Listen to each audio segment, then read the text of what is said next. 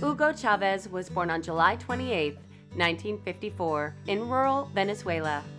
He was one of 7 children, and his parents were working-class school teachers. Chavez attended the National Military Academy, where he studied political leaders and ideologies. Chavez was the start of what we call the pink tide.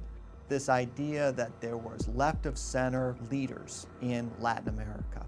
Chavez started in 1999, and what you see in many of the countries, and particularly in South America, was leaders that lean left.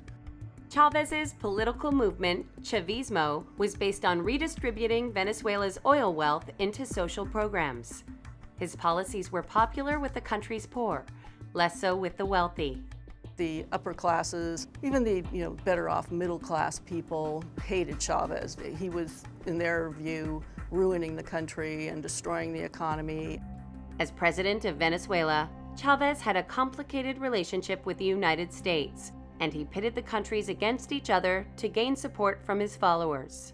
I think Hugo Chavez didn't necessarily hate the United States or fear them in any way.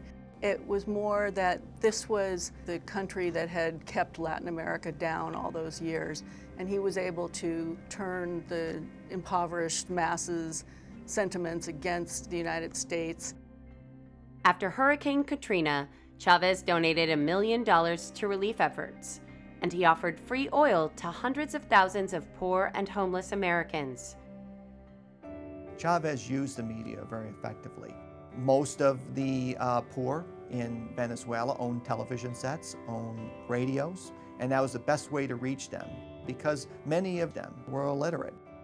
Chavez was a charismatic leader with a dynamic personality, and he was a captivating speaker.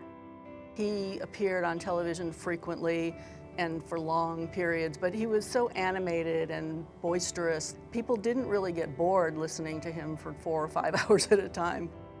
In June 2011, amid lingering rumors of illness, Chavez addressed his nation from Havana, Cuba, where he had undergone treatment for cancer.